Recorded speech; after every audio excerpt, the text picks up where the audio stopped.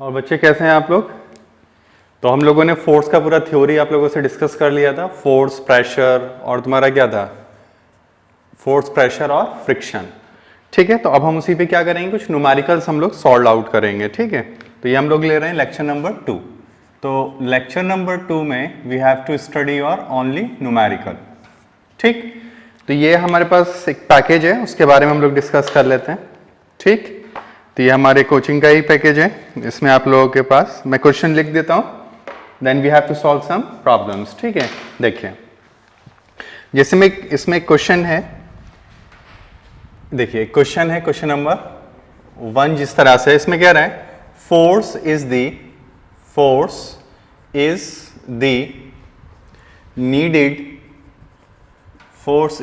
Needed to move something. ठीक, A push, B pull, C A and B, D none of these. ठीक, next question देखिए, question force of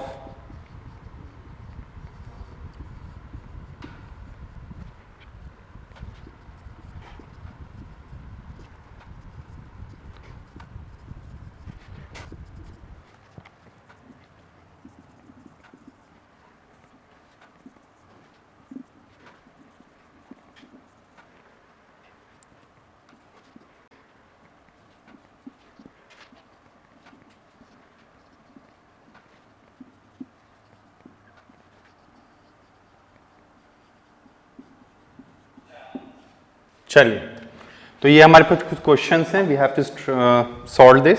देखिए क्या है हमारे पास, पहला है force is the needed to move. ठीक है, force is the needed to move something. तो क्या कर सकते हैं, अगर हम किसी को पुश करते हैं तब भी वो मूव करेगा, और अगर हम किसी को पुल कर रहे हैं तब भी वो मूव करता है। तो आंसर क्या हो जाएगा, बोथ ए एंड बी। तो C is the right answer. Next question क्या है हमारे पास, force of frictional is an example of. देखिए जो हमारी फ्रिक्शनल फोर्स होती है वो एक्चुअल में क्या है, तो वो हमारे पास होती है कि जो हमारी फ्रिक्शनल फोर्स है वो तभी काम करती है जब दो बॉडी कैसी होती है, कांटेक्ट में होती है। इसका मतलब हम कहेंगे कि हमारी जो फ्रिक्शनल फोर्स है वो कैसी होगी, कांटेक्ट फोर्स। कैसी होगी बताओ, कांटेक्ट फोर्स। नेक्स्ट क्या है, if no external forces acted on a body it will. देखो ये न्यूटन का फर्स्ट लॉ है, अगर आपको याद हो तो न्यूटन का फर्स्ट लॉ क्या कहता था कि अगर कोई बॉडी पर एक्सटर्नल फोर्स काम नहीं कर रही है तब क्या होगा, तब आपकी बॉडी जिस मोशन स्टेट ऑफ मोशन में होगी वही रहेगी। यानी अगर वो मूव कर रही है तो वो कंटिन्यू इन मोशन में रहेगी, और अगर वो रेस्ट पर है तो वो रिमेन एट रेस्ट रहेगी। तो this is Newton first law. ठीक है, तो which one is the right answer, तो either remain in its state of rest और यूनिफॉर्म मोशन यानी कांस्टेंट स्पीड। तो what is the answer is D. ठीक, ये बात समझ में आ गया, तीनों क्वेश्चंस थ्योरेटिकल हैं आपके। चलिए अब आगे बढ़े और आइए देखिए,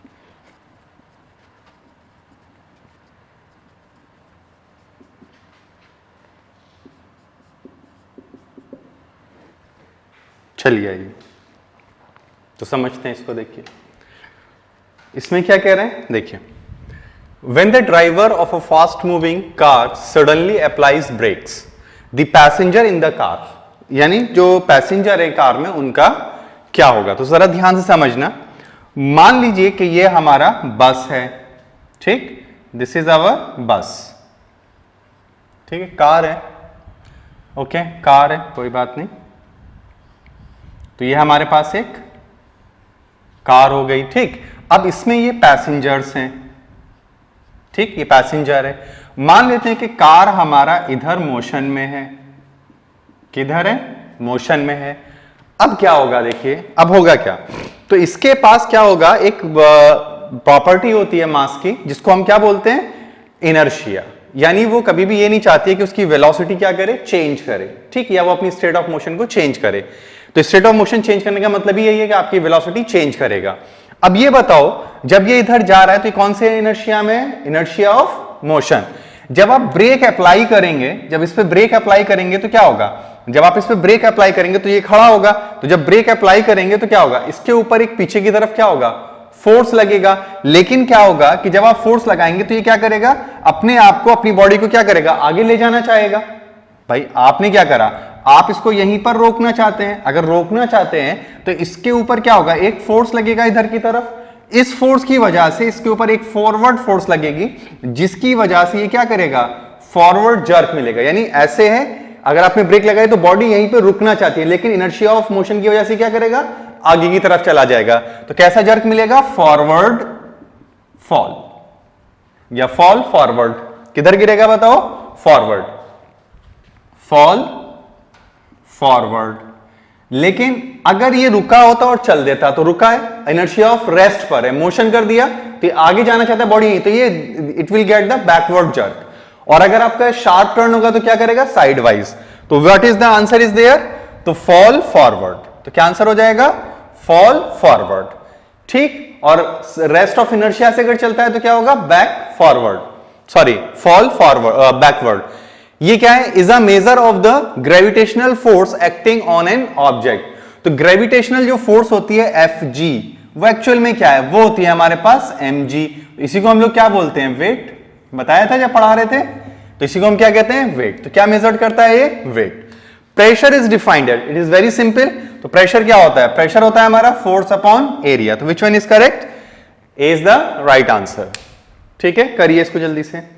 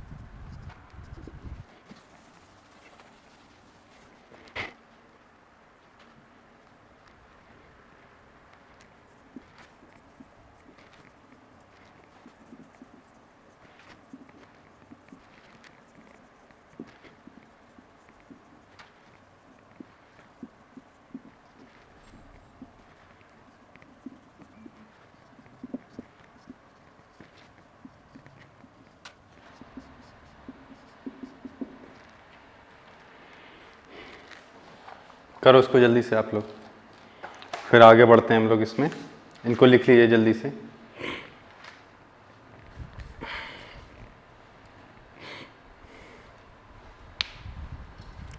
चलिए करें, देखो तो इसमें पहला क्वेश्चन क्या है हमारे पास, if two equal forces acted on a body in opposite direction then the resultant force on the body will be.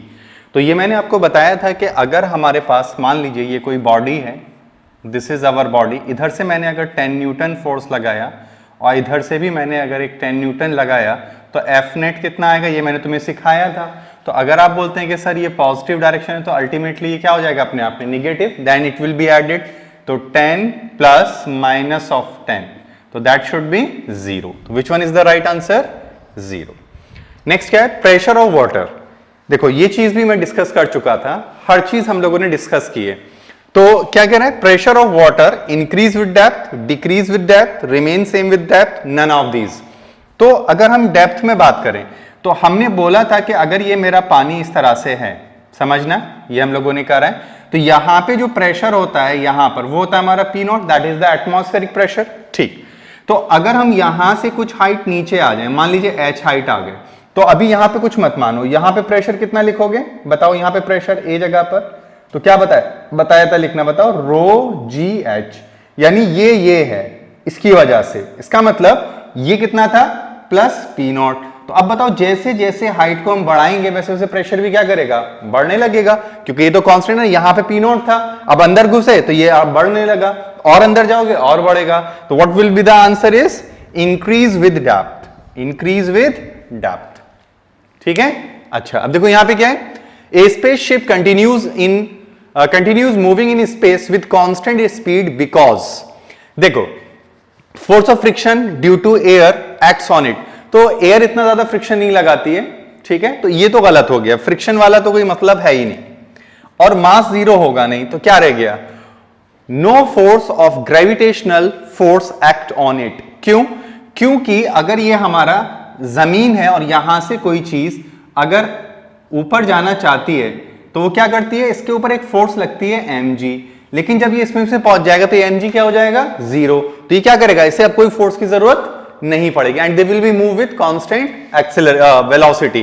तो which one is the right answer, this is your right answer, for no force of gravitational force act on it. ठीक है, बनाओ इसको जल्दी से, जल्दी करिए, फिर आगे बढ़ते हैं, इसमें और क्वेश्चंस करते हैं।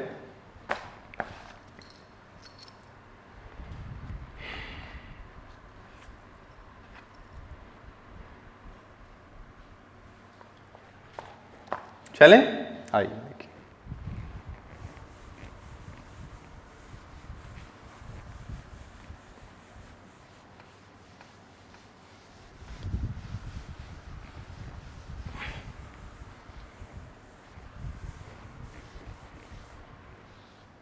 देखिए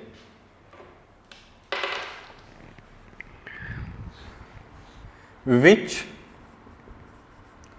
of the force is contact force, A friction, B magnetic force, C gravitational force, D electrostatic force. ठीक है, okay.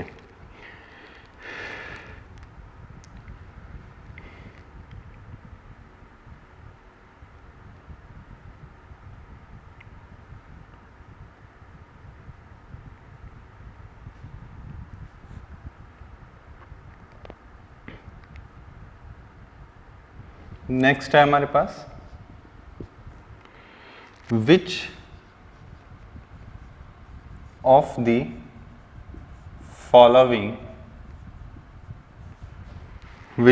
Following is weakest force in nature, A gravitational force,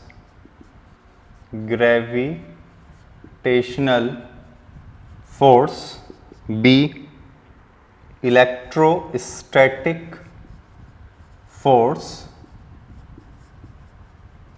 C nuclear force, D frictional force। ठीक,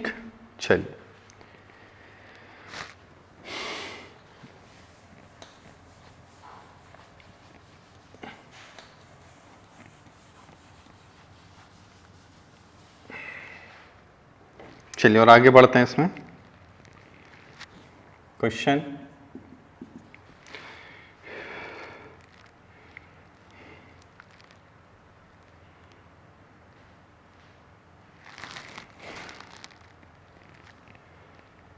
mass of a body is 5 kg. What is its weight? ठीक, इसमें कह रहा है take g is equal to 9.8 metre per second square. ठीक है, option है हमारे पास ए दिया हुआ है 98 न्यूटन, बी दिया हुआ है हमारे पास 49 न्यूटन, सी दिया हुआ है 24.5 न्यूटन और डी दिया हुआ है हमारे पास 0। ठीक, एक और क्वेश्चन ले लेते हैं।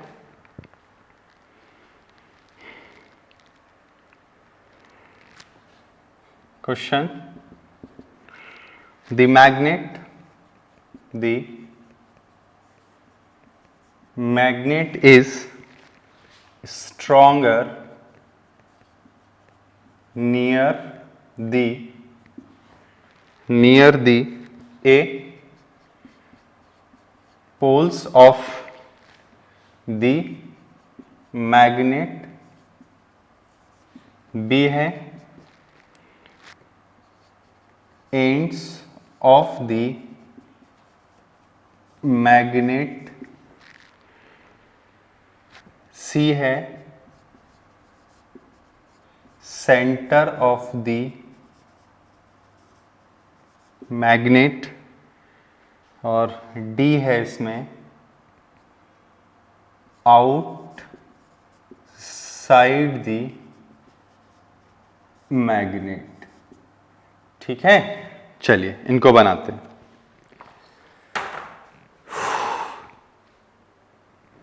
चलिए ये देखते हैं। तो पहला सवाल क्या है हमारे पास, which of the force is contact force, friction force, magnetic force, gravitational force, electrostatic force. तो ये तीनों की तीनों कैसी होती हैं, नॉन कॉन्टैक्ट। तो ये नॉन कॉन्टैक्ट हो गई। अगर ये नॉन कॉन्टैक्ट है तो कौन बचा, फ्रिक्शन ही बचा। ठीक, तो friction force is the contact force. ठीक है, इससे पहले भी हम लोग इसको बना चुके हैं। और देखिए क्या है इसमें, which of the following is weakest force in nature. तो ये तो मैंने आपको बताया ही था, what is the answer is there. तो this is your gravitational force. और तुम्हें क्या याद रखना था, तुम्हें याद रखना है कि न्यूक्लियर फोर्स स्ट्रॉन्गर होती है इलेक्ट्रोस्टैटिक फोर्स से, और ये स्ट्रॉन्गर होती है ग्रेविटेशनल फोर्स। ठीक है, तो ये हमें थोड़ा सा मेमोराइज करके रखना है। ये मैंने तुम्हें पढ़ाया भी था थ्योरी जब चल रही थी। ओके, तो ये आंसर हो गया।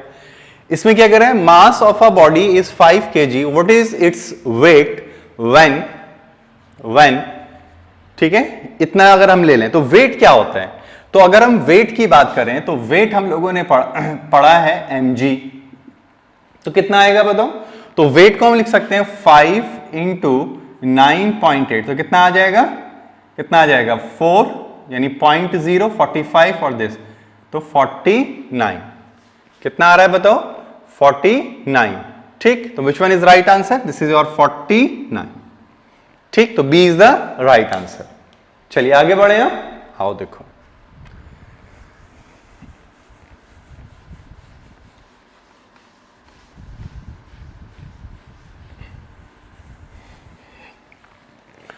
हाँ, ये थोड़ा सा मैं तुम्हें डिटेल कर दे रहा हूं। देखो मैग्नेट क्या होती है, कैसे होती है, ये थोड़ा सा याद रखना है हम लोग को।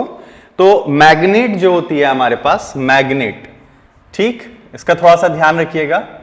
मैग्नेट जो होती है, पहली चीज ओर ऑफ आयरन होता है, जिसको हम कहते हैं दैट इज मैग्नेटाइट। और इसका फॉर्मूला होता है Fe2O3। क्या होता है इसका, Fe2O3। ये थोड़ा सा तुम्हें ध्यान रखना है। दूसरी बात, magnet always dipolic in nature. Dipolic in nature यानी मैग्नेट के हमेशा कितने पोल होते हैं, 2। कौन कौन से होते हैं, नॉर्थ एंड साउथ। तो ये हमारे पास, तो this is north and this is south. ठीक, दूसरी बात, मैग्नेटिक लाइंस या मैग्नेटिक फोर्स जो होती है वो नॉर्थ से निकलती है और साउथ में एंटर करेगी। तो अगर हम इसको देखें तो हमारी फील्ड लाइन कुछ ऐसे चलती हैं। ये बार मैग्नेट है, इसका थोड़ा ध्यान रखेंगे आप लोग, ये इस तरह से। ओके, लेकिन क्या होता है कि इसमें अंदर की तरफ क्या होती है, फील्ड लाइन ये देखो कैसी होती हैं, नॉर्थ आउटसाइड कैसी होती है, नॉर्थ टू साउथ, इनसाइड कैसी होती है, साउथ टू नॉर्थ। तो इनसाइड तुम्हें याद रखना है, इनसाइड क्या होती है, south to north. Magnetic field line किधर से किधर होंगी, साउथ से नॉर्थ। लेकिन आउटसाइड क्या होती है, तो आउटसाइड भी हमें याद रखना है, नॉर्थ टू साउथ। दूसरी बात, अंदर कैसी फील्ड होती है, uniform. Inside field is uniform. कैसी होगी, यूनिफॉर्म। क्लियर, यह बात समझ में आ रही है। दूसरी बात, स्ट्रॉन्ग कहां होती है, तो पोल पे होती है, यानी ये हमारे पोल है, यहां पे देखो स्ट्रॉन्ग होती है, तो स्ट्रॉन्ग एट पोल्स। तो उसने क्या पूछा है, the magnet is stronger near the, तो क्या लिखेंगे, पोल ऑफ द मैग्नेट। ठीक है, बनाओ इसको।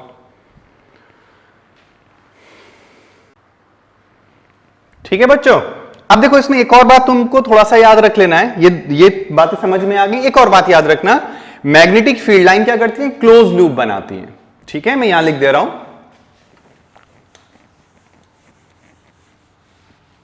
देखो देखो ये क्लोज लूप बना रही है, नॉर्थ से चली साउथ में, फिर साउथ से चली नॉर्थ में। तो क्या याद रखेंगे,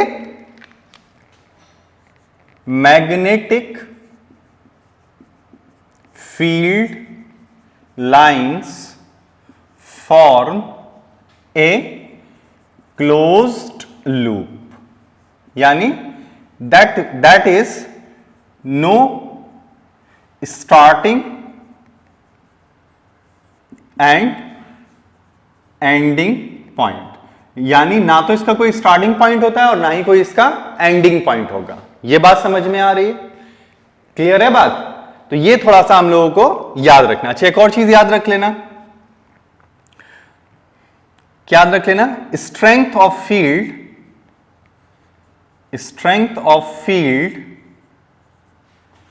क्या होती है, प्रोपोर्शनेट टू डिग्री ऑफ या क्लोजनेस ऑफ फील्ड लाइंस। क्या मतलब इसका, समझना।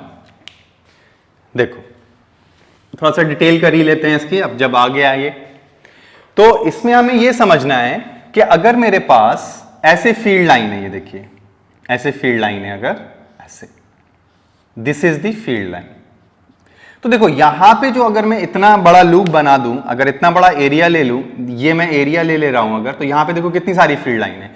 अब यही एरिया यहां ले लूं तो ये छोटी हो जा रही है, तो इसका मतलब इधर से इधर जाने पे फील्ड घट रही है। तो क्लोजनेस, यानी क्या बोला उसने, क्लोजनेस, यानी फील्ड लाइन जहां पे पास पास होंगी वहां पे फील्ड स्ट्रांग होगी। तो ये ए हो गया और ये क्या हो गया, बी पॉइंट हो गया, या इसको हम ऐसे मान लेते हैं, ये एक्स हो गया और ये वाई हो गया। तो magnetic field at X greater than है magnetic field at Y. Magnetic field को कैसे दिखाते हैं,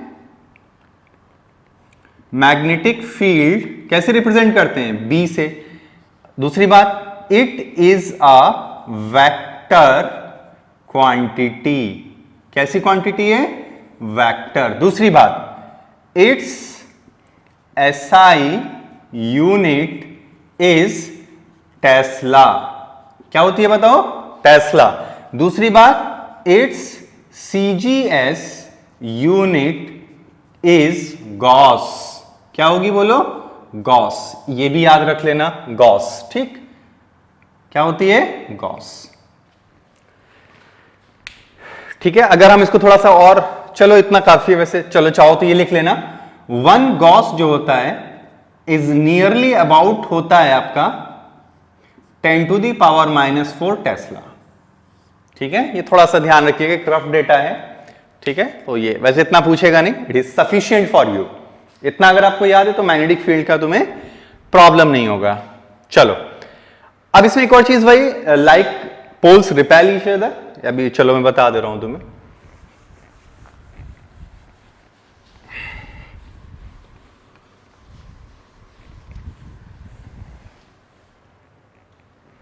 तो क्या है, तो देखो अगर यहां पे नॉर्थ और यहां पे नॉर्थ है और यहां पे साउथ और यहां पे नॉर्थ है, तो ये इधर भागेगा और ये इधर, इसे क्या बोलते हैं, रिपल्सन। क्या बोलेंगे, रिपल्शन। ठीक, तो लाइक पोल्स रिपेल, यानी ऐसे भी लिख सकते हैं, ये साउथ ये नॉर्थ, ये नॉर्थ ये साउथ, तो ये इधर जा रहा है और ये इधर जा रहा है, तो इसमें क्या हो रहा है, रिपल्शन। ये एक केस हो गया। दूसरा क्या होगा कि अगर हमारे पास ये साउथ है ये नॉर्थ है और ये साउथ है और ये नॉर्थ है, तो इसमें क्या होगा, अट्रैक्शन। क्या होता है, अट्रैक्शन। ठीक, तो ये हमें थोड़ा सा मेमोराइज कर लेना है। This is all about your, ठीक है, मैग्नेट। चलिए,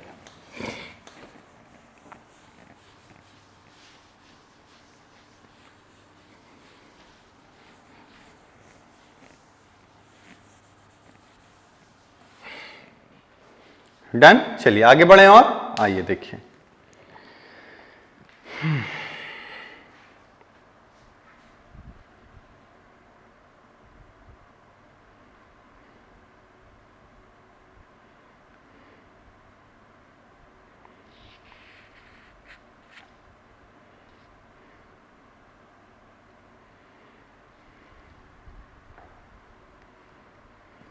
हो गया।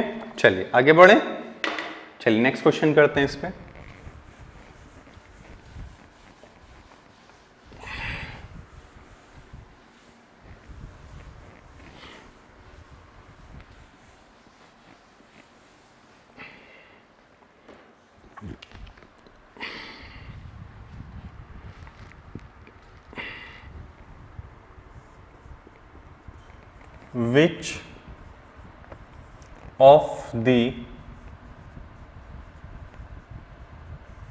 Which of the following is not a correct statement?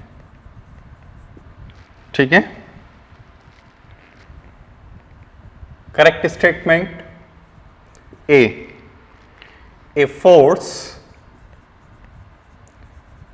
can change state of rest or motion of a body। ठीक, बी है, a force can change the chemical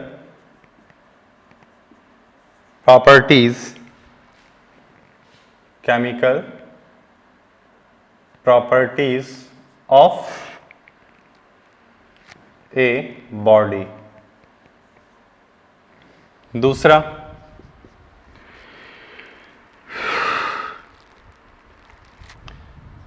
a force can change the direction of a body। Next है हमारे पास, a force can change the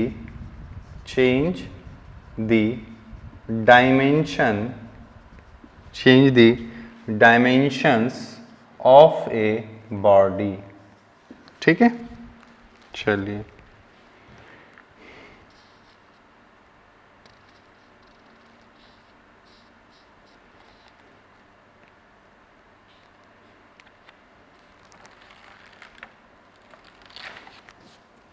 एक और question लिख लेते हैं। If a body is allowed to fall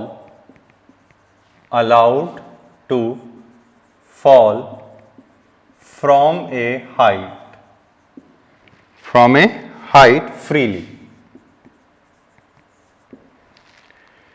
freely, its speed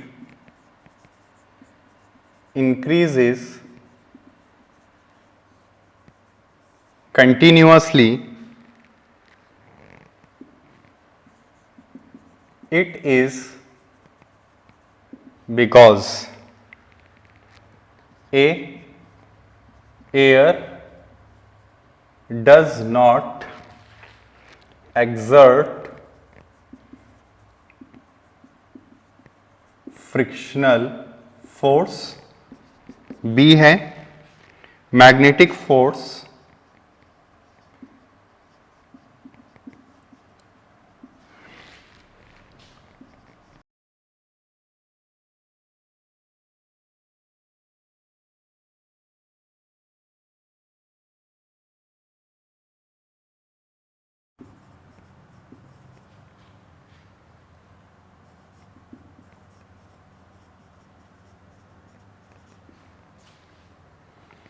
ठीक, चलिए करिए इसको।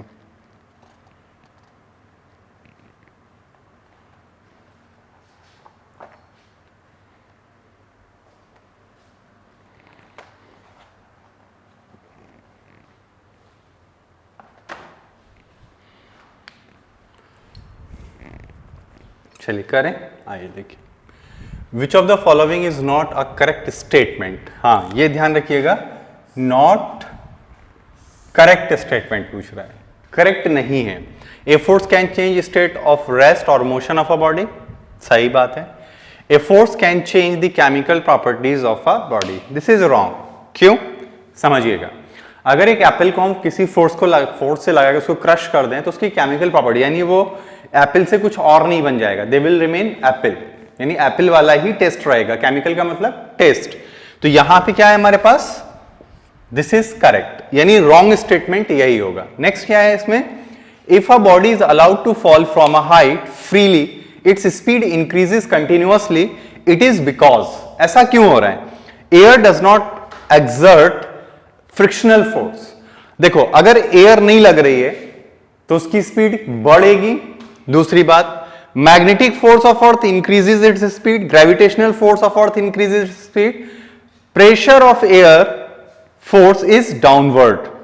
तो क्या आंसर सही होगा, तो इसमें क्या है, देखो मैग्नेटिक फोर्स तो हो नहीं सकता, उससे कोई मतलब ही नहीं, क्योंकि मास जो है वो उससे मतलब नहीं रखता। दूसरी बात, air does not exert frictional force, अगर इसने फ्रिक्शन लगा दिया तो फोर्स तो घट जाएगा, ठीक है ना, तो धीरे धीरे नीचे आएगा। लेकिन इसको खींच कौन रहा होगा, तो इसको खींचता है कौन, ग्रेविटेशनल फोर्स। तो due to pull of gravity इसकी स्पीड क्या होती है, बढ़ती चली जाती है। ठीक, दिस इज योर आंसर्स। लिखो जल्दी से।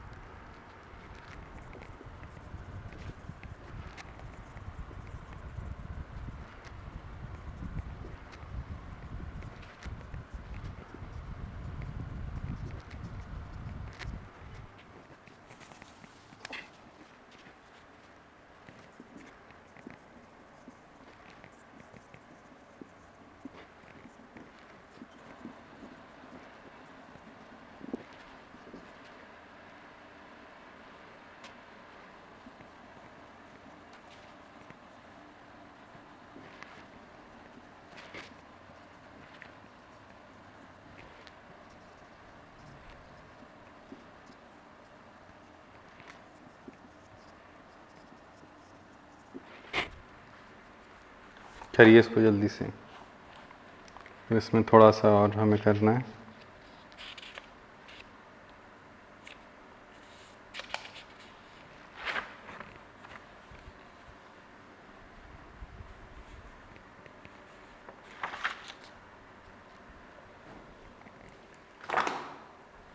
चलिए बढ़े आगे, देखिए क्या कह रहे हैं, the force of freely falling body is directly proportional to. तो देखो, force of a freely falling, force का मतलब है उसका वेट।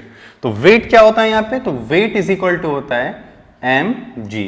तो मास पे भी डिपेंड कर रहा है और एक्सेलरेशन पे भी डिपेंड कर रहा है, तो इस पे भी डिपेंड करेगा, इस पे भी डिपेंड करेगा, तो आंसर क्या हो जाएगा, दिस। नेक्स्ट क्या है, at the centre of earth the acceleration due to gravity is, तो ये मैंने आपको बताया था, दैट इज एट व्हाट, 0।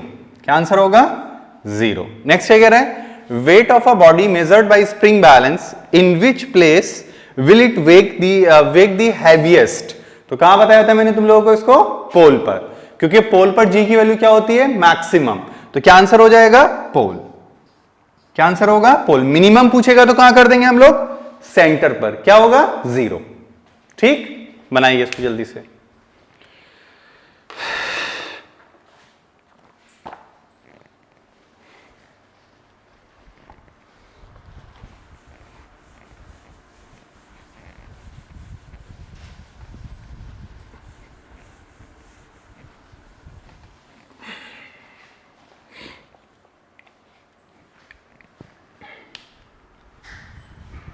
चलिए question, the standard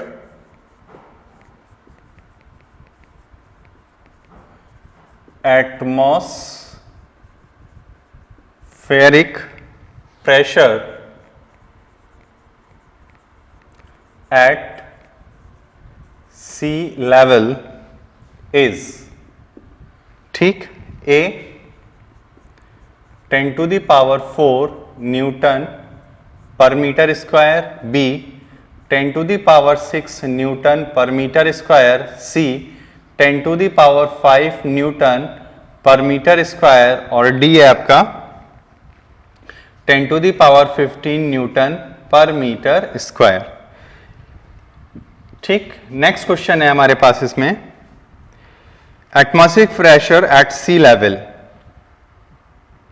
atmospheric pressure at sea level,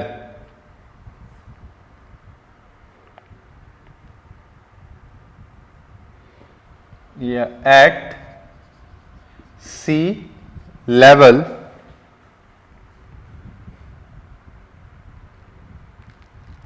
at sea level of the mercury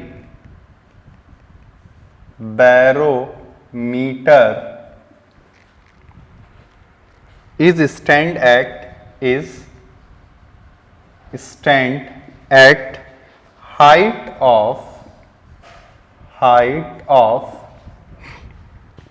A 0.76 centimeter, B 76 centimetre, C 7.60 centimetre, और D आपके पास 760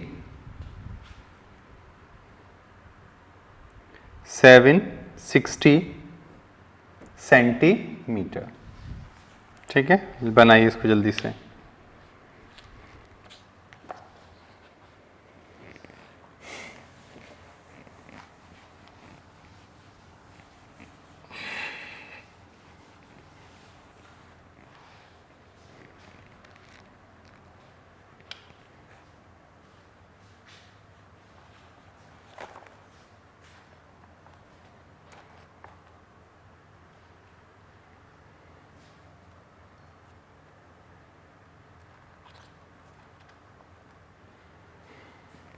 एक और क्वेश्चन हम बना लेते हैं इसमें। क्या कह रहे हैं, at a height of about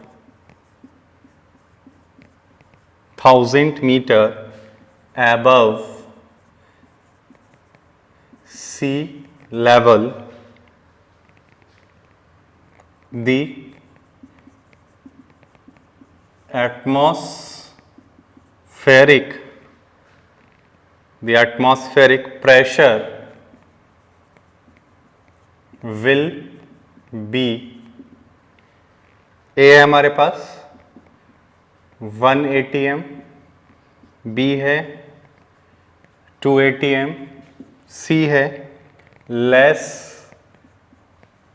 then 1 atm, और D है हमारे पास मोर देन 1 atm। ठीक है, एक और क्वेश्चन यही लिख देता हूं, 1 kg वेट, ठीक, 1 kg weight equals A option है आपके पास 9.8 न्यूटन, बी ऑप्शन है आपके पास 98 न्यूटन, सी ऑप्शन है 980 न्यूटन और डी ऑप्शन है आपके पास 98.8 न्यूटन। बनाइए इसको।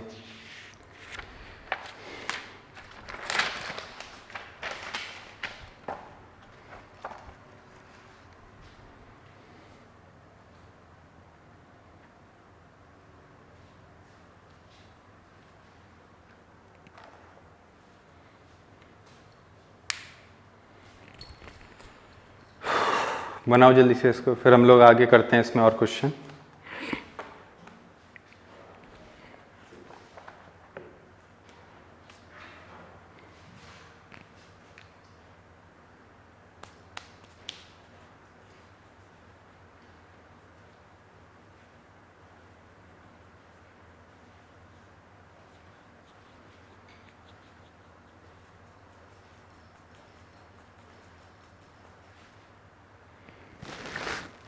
करें, चलिए आइए देखिए।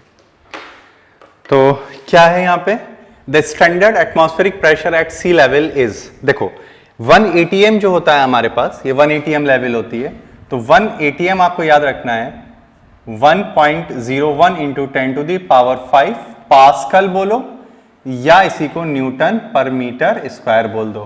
तो इसको अप्रोक्सीमेट हम लिख सकते हैं कि 1 into 10⁵ newton per metre square. तो विच वन इज करेक्ट, तो हमारा आंसर हो जाएगा दिस। नेक्स्ट क्या है, at sea level of the mercury barometer the standard, ये तुम्हें याद ही रखना है, कितना होता है 76, कितना होता है 76 या 760 mm या फिर 0.76 मीटर।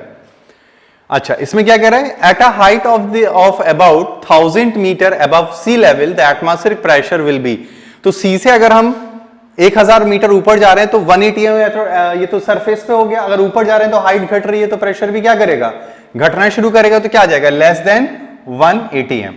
1 kg वेट, ये भी मैंने आपको बताया था। 1 kg वेट का क्या मतलब है, 1 kg multiplied by the 9.8 metre per second square, तो कितना आ जाएगा 9.8 न्यूटन। तो which one is right answer, this is your right answer. ठीक है, बनाइए इसको जल्दी से। नेक्स्ट आगे बढ़ते हैं अब इसमें।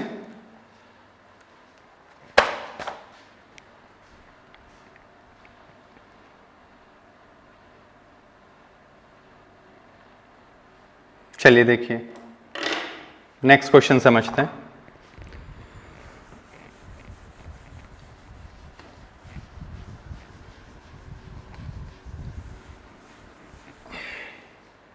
देखिए क्या कह रहे हैं, क्वेश्चन ये है हमारे पास, कह रहा है eight ground level 1 kg of air support